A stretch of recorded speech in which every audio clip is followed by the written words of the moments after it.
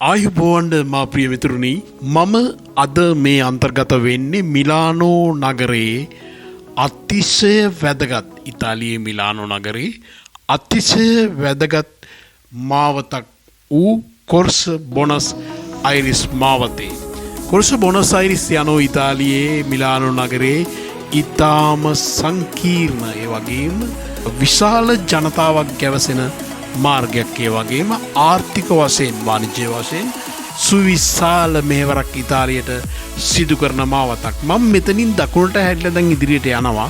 ඒ යන ගමන් ඔබට පේනවා මේ මා යන මාර්ගයේ බංග්ලාදේශ තරුණයෙක් සියුතියේදී සිටිනවා. ඌ පදික වෙලෙන්දෙක්.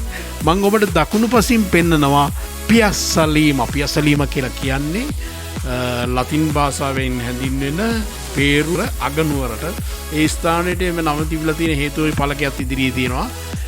එතනින් එයත් පසු කරන මම මේ යන්නේ මගේ වාහනේ නවතලා තියෙන තැනට. මිලානෝ නගරයේ තියෙන සංකීර්ණ තවත් ප්‍රශ්නයක් තමයි මේ වාහන නවතා තැබීම.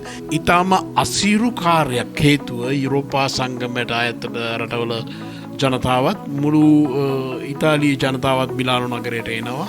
මිලානෝ නගරය තුල වාහන තදබදයක් ඒ නිසා පවතිනවා. නමුත් මෙහි නීතියක් තියෙනවා. තමන් යම් කිසි ප්‍රදේශයක පදිංචිය තහවුරු කරනවා නම් ඒ ප්‍රදේශයේ තමන්ගේ වාහනේ නවතා ගැනීමේ හැකියාව තියෙනවා. ඒ අනුව මට වාසිය තියෙනවා. මම ඒ අනුව මේ වාහනේ නවතා තිබුණා.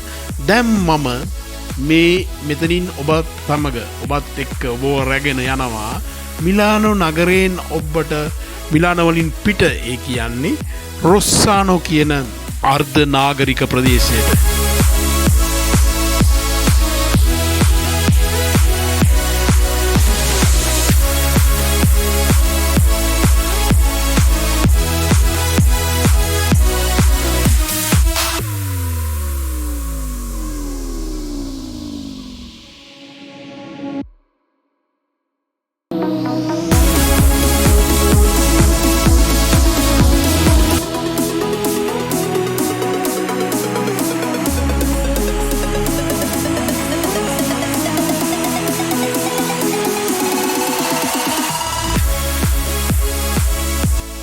මගේ මේ ගමනාන්තයේ දුරස්ථ ප්‍රමාණය මෙතන සිට කිලෝමීටර් 15ක් පමණ වෙතයි මා විශ්වාස කරනවා.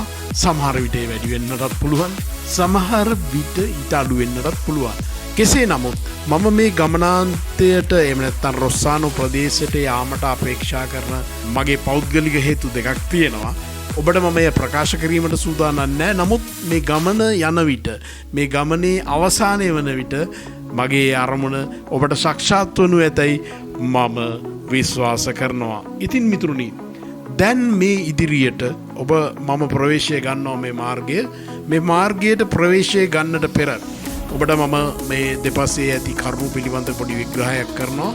දැන් මේ මම ගමන් කරන මාර්ගය මිලානෝ නගරයේ අතිශය වැදගත් මාර්ගයක්. ඒ කියන්නේ මිලානෝ නගරය වටා දිවෙන මේ මාර්ගයේ ගමන් කිරීමේදී මිලානෝ නගරයේ ඕනෑම ස්ථානයකට ළඟාවීමේ පහසුව තියෙනවා.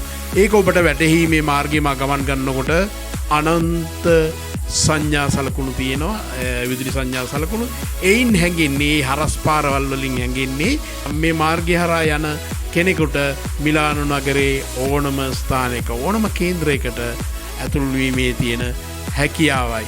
කෙසේ නමුත් මේ මාර්ගය කොටස් තුනකින් සමන්විත වෙනවා. මේකට කියන්නේ මිලානෝ නගරේ 90-91 මාර්ගය කියලා. ඒ 90-91 මාර්ගය කියලා කියන්නේ 90-91 කියන්නේ එහි දිවෙන විදුලි බස් වල අංකයයි. එම විදුලි බස් දවසේ පැය 24 පුරාම ක්‍රියාත්මක වෙනවා. එසේ ක්‍රියාත්මක වෙන්නේ මිලානෝ නගරය තුල දිවා රෑ සේවයේ යෙදෙන්නන් හෝ දිවා රෑ ගමන් යෙදෙන්නන් සඳහා මෙම බස් උපයෝගී වෙන අරුතේනුයි. කෙසේ නමුත් දැන් මා ගමන් කරන්නේ එම මාර්ගයට සමගාමීවයි සාපේක්ෂවයි. මේ මාර්ගයේ තියෙනවා ට්‍රැක්ස් තුනක්. ඒ කියන්නේ මාර්ග තුනක් තියෙනවා. වමට දකුණට. ඒ කියන්නේ මම යන මාර්ගයේ දකුණට වමට යන මාර්ගයේ යනවා. ඒ මාර්ගය හරහා නැවත ඒ වක්‍රාකාර මාර්ගයට දැන් මේ මාර්ගයේ ගිහිල්ලා ඒ වක්‍රාකාර මාර්ගයට නැවත පැමිණීමේ මාර්ගයයි. මේ මැද තියෙන මාර්ගය තමයි අර මා මුලින් කිව් 90 බස් රථ ගමන් කරන 91 විදුලි බස් රථ ගමන් කරන මාර්ගය.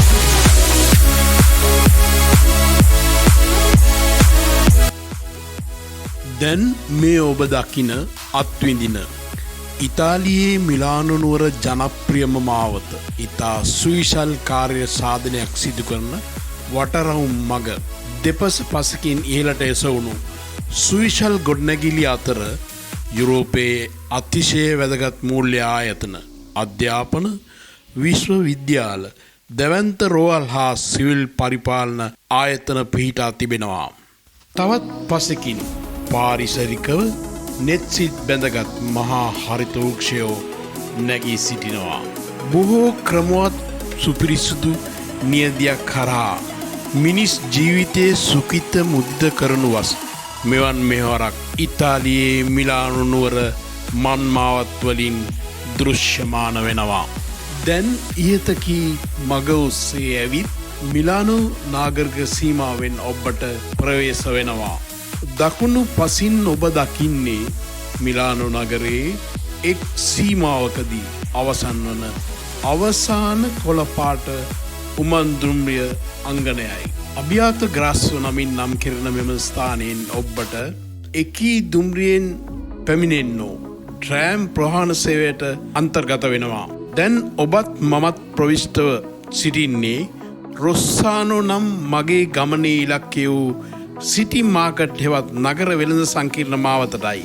එතෙක් මේ දිවෙන මාර්ගය මිලානෝ නාගරික සීමාවෙන් එපිට වුවත් එකී වේග සීමාව එහි වේගය නීතිවලට යටත් වෙනවා. ඊටත් බලපාන විශේෂ හේතු කීපයක් උක්ත නීති පැනවීම හා හේතු සාධක වෙනවා.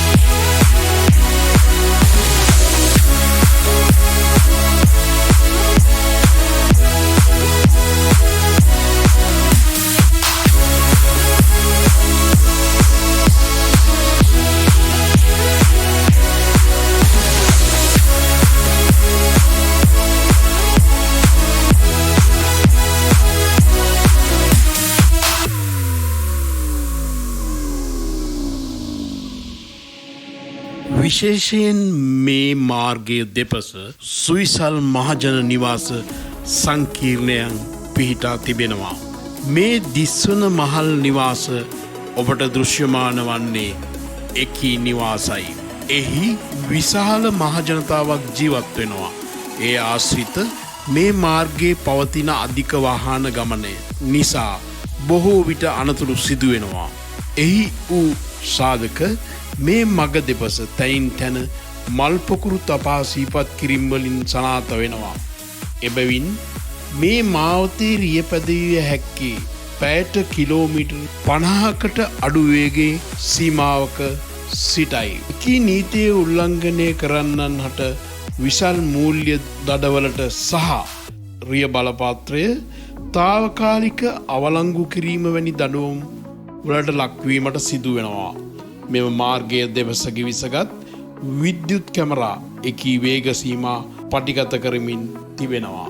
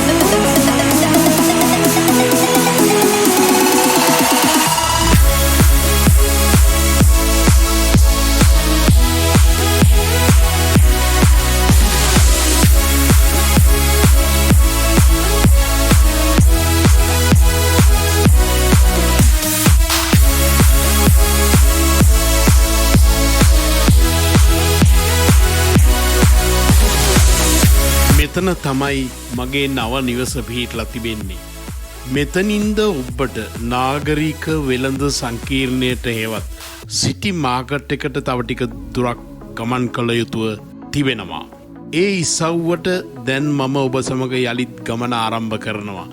ඊට ප්‍රථම මෙම නිවාස සංකීර්ණය සහ එහි පිහිටීම පිළිබඳ ඔබට යම් සටහනක් තැබිය යුතුයයි මා අදහස් කරනවා. රටක් නිවැරදි දිශාවට යන විශිෂ්ටත්වයේ ඉතාලිය වැනි දියුණු රටවලින් හෝ අපේ දේශපාලකයන් උගත යුතු වෙනවා. ඒ හරයෙන් මින් වසර 40කට පමණ පෙර තමා මිලානු නගරයෙන් ඔබට මෙම මහා සුවිසල් නිවාස සංකීර්ණය ඉදි වෙලා තියෙන්නේ. එදා සිටි ජනගහනය ඉලක්ක කරගෙන නෙමේ මේ නිවාස ඉදි වෙලා තියෙන්නේ අද වර්තමානයේ මේ වැඩිවන ජනගහනය ඉලක්ක කරගෙන තමා ඔවුන් මේකී කාර්යභාරය කරලා තියෙන්නේ. ඉන් වත්මන් කාලේ ඉතාලියට සිය දියුණුව තවත් ඉදිරියට ගෙන යාමට මගහැලි වී තිබෙනවා. අපේ රටේ වසර 70ක් හිටපු සුගතිගාමි නොවූ දේශපාලකයන් එසේ නොසිතීම වර්තමානයේ අපිව මෙවන් දේශයන් වලට අන්තර්ග්‍රහණය කොට තිබෙනවා.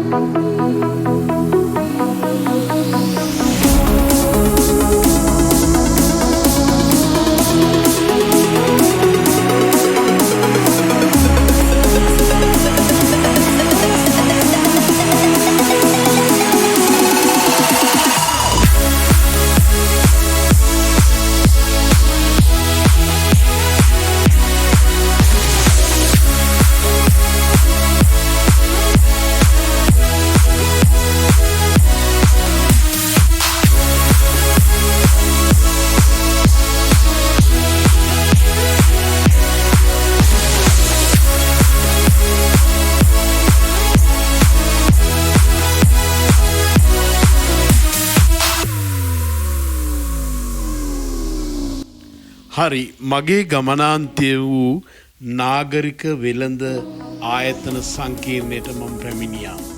මෙතකින් ඔබට මම දැන් මෙම වෙළඳ සංකීර්ණයට ඇතුල් වෙනවා. එහි අභ්‍යන්තරයේ පටිගත කිරීම කළ හැකිද යන්න ප්‍රශ්නාර්ථයි.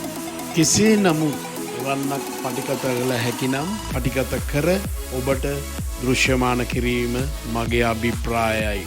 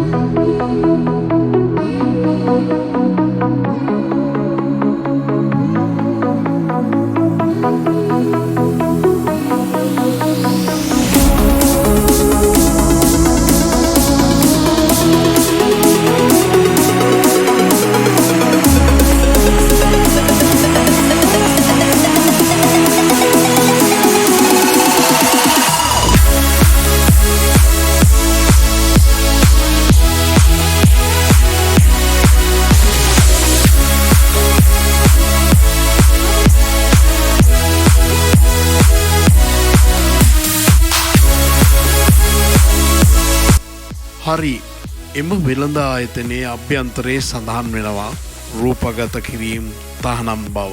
එකේ නීතියට අනුගත වීම සහ එකඟ වීම යුතුයකමක් කොට සලකනවා. එය මානව ගුරු ධර්මයක්. එතනින් නික්ම අපි දැන් ආමගෙහි නැවත මගේ නිවස කරා යාමට එමගට පිවිසෙනවා. අපි පසු කරගෙන යන මේ මාවතේ ඔබ මේ දකින්නේ මේ සුවිසල් වෙළඳ සංකීර්ණයේ ඇති වෙළඳ ආයතනයි. මේ පුරා සියලුම අත්‍යවශ්‍යතාවල සියලුම පාරිභෝගික භාණ්ඩ තිබෙනවා. කොටින්ම සිනමා ශාලාවලින් පවා යුක්තයි.